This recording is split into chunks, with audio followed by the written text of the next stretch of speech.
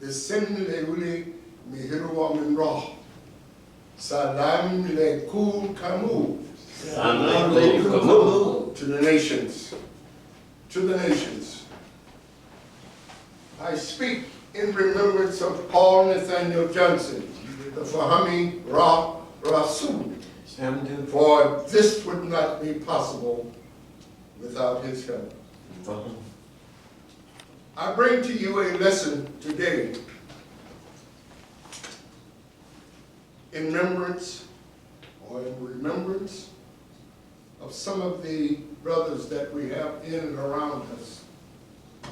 I don't want to name names. I do want to say that we make this disclaimer before we start speaking. And that disclaimer is, think not that I've come to usurp any of your religions. We're not here to do that. We're not here to talk about your religions, because we say that what we speak about is an altogether different world, which means an altogether different interpretation. We will speak from the Fahami Gospel, chapter 32, the Pyramid of Khufu, as a witness to the God of hosts. This particular chapter is very important because this particular chapter tells us the importance of that pyramid that we call the pyramid. That's not the name that we give for it, but that's the name that is familiar to you, the pyramid. This pyramid was left there as a witness to the grandeur of our ancient ancestors and their accomplishments. People have tried to destroy it, but it still remains. You should join the church of the Hamites and learn how the Quran and Bible of Christianity throws light on the so-called Negroes and the gods and goddesses of Kim. Learn of your own saints, your own saviors, and sons of God.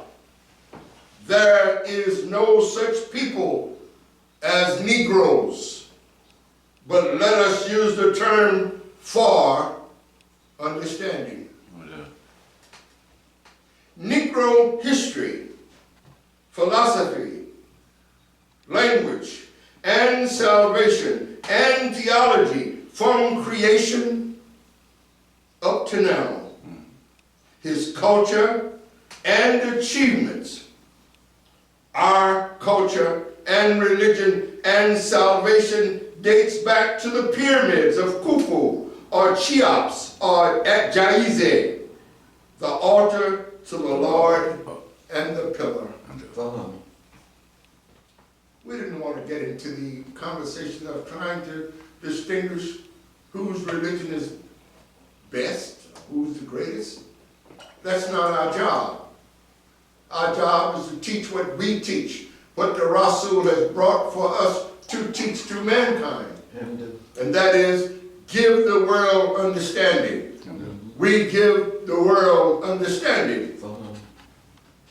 For that, sometimes we have to go back to his book. We have to go back to the Holy Bible. We have to go back to the Holy Quran to try to make our point of view much clearer. Therefore, we will go to Isaiah. We will let Isaiah speak. Isaiah was one of the prophets. He was one of the prophets. He was one of the prophets that came to the Hebrew nation to teach them. We must remember that when a prophet comes to a people, he comes with new knowledge that those people had never heard before. That is the mark of a true prophet. Isaiah 19th chapter, 18th through 25th verse. Egypt falls by civil war. only after Khufu and Amenahar's bodies have been laid away, mummified in their tombs, and their great armies had molded away to dust. When Isaiah brought his information to his people, this was the reasoning at that particular time.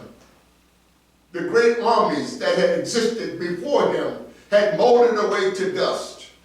That shows you how long this had gone on. They invaded the land and their women and used the knowledge which they obtained from Kim, which is Africa.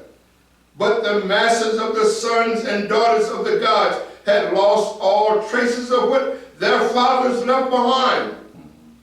The power of names and certain words. There are certain things that happened then that are still being present today.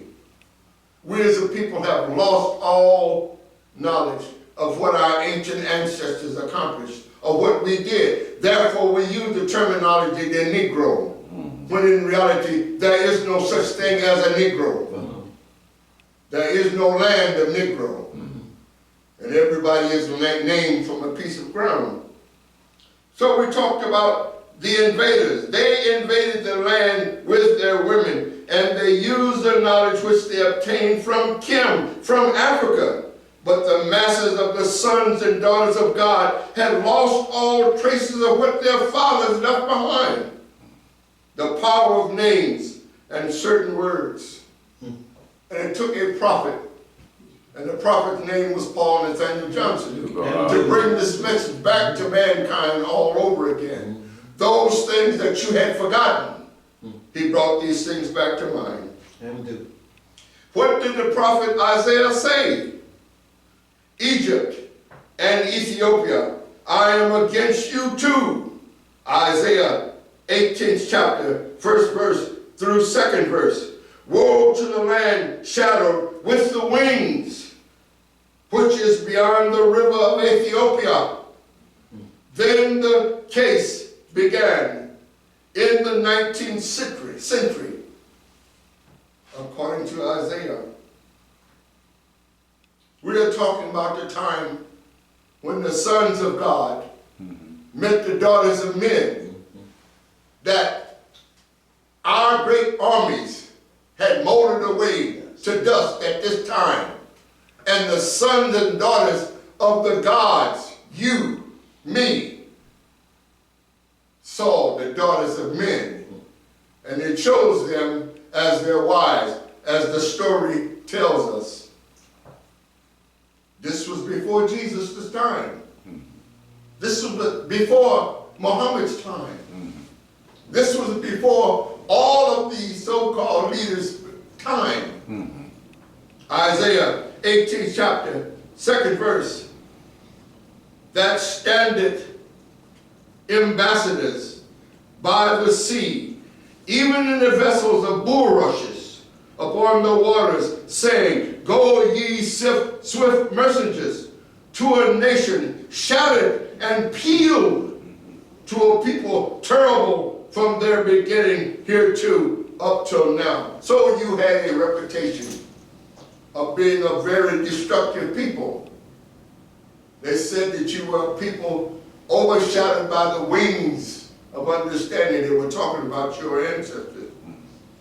After we became a scattered people through carelessness, what did Isaiah say again? He began to make an appeal to all nations and people of the earth to rise from the mental and spiritual death to living souls. Isaiah 18th chapter, 3rd verse. All ye inhabitants of the world and dwellers on the earth, see ye when he lifted up an insignia, there is a flag or banner, on the mountains, and when he bloweth a trumpet, hear ye. What did Isaiah say in the 19th chapter and the 4th verse in heading us off and keeping records of the incidents? He said we should have kept records of those incidents. And the Egyptians will give over unto the land of a cruel lord, and a fierce king shall rule over them, saith the Lord of hosts. This man has shown you exactly who he is. And when will we become convinced of knowing exactly who he is? He shows you every day who he is. If you are convinced, or if you don't think I'm telling the truth, watch some of those old movies that he shows, some of those old westerns. He makes mention of that Indian, that dirty, nasty Indian. And take that dirty, nasty Indian out of the equation and replace him with the so-called Negro. For any one of his people to have anything to do with those dirty, nasty Indians or what have you, then they need to kill themselves. If their women were taken in captivity by the Indians, they should be killed. That's what he's telling you. This is what he's trying to tell you. Does he not tell you this in everyday life today? That these women that are having a relationship with these so-called Negroes, what they should do is go out and kill themselves because they're not worth living. Isaiah 19th chapter, 7th verse. The paper reads by the book, by the mouth of the books, and everything sowed by the books shall wither, be driven away, and be no more. The book of Kim, pay close attention. The book of Kim is the Old Testament. And some of your history has been scattered all over the world, and the people who has it think it is their very own. Almighty Sufi, who is also Khufu and Cheops, the crown of masonry, and Sufism, O Sufu, O Khufu, in the land of Kim, who built the great pyramids for a sign and for a witness unto the Lord of hosts in the land of Egypt. The Fahami prophet is the fulfillment of the prophecy made by the prophet Isaiah in the 19th chapter, 18th verse. And it reads as thus, Isaiah 19th chapter, 18th verse, in that day shall 5 cities in the land of Egypt speak the language of Canaan and swear to the Lord of hosts. One shall be called the city of destruction, the city of Anu, or I am, in Upper Egypt, the city of Ptah, namely Memphis, of the sundial and Nile gauge. Isaiah 19th chapter, 19th verse. In that day shall there be an altar to the Lord in the midst of the land of Egypt, and a pillar at the border therein to the Lord. Isaiah 19th chapter, 20th verse. And it shall be for a sign and for a witness unto the Lord of hosts in the land of Egypt. For they shall cry unto the Lord because of the oppressor. These people are not even convinced that they are being oppressed. You have some who feels as though they have never been oppressed. We speak for those people who are oppressed and who know that they are oppressed. We are for that downtrodden descendant of God. Isaiah chapter 19:20, I will repeat. And it shall be for a sign and for a witness unto the Lord of hosts in the land of Egypt. For they shall cry unto the Lord because of the oppressors, and he shall send them a Savior and a great one, and he shall deliver them.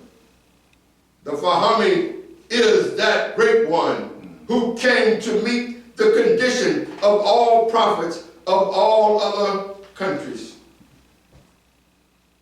All religions, all, A-L-L, all religions are temperamental, because all people are subject to the moods and whims, and all nations are geographical, because it is the study of the earth's surface, the earth's climate, the earth's continent, country, people, industry, and product. And that is why all of them think, eat, drink, build, and wear different kinds of clothing. We make the distinction that we are the fathers of all mankind. We say that we are the fathers of all mankind, and we stand on that. Okay.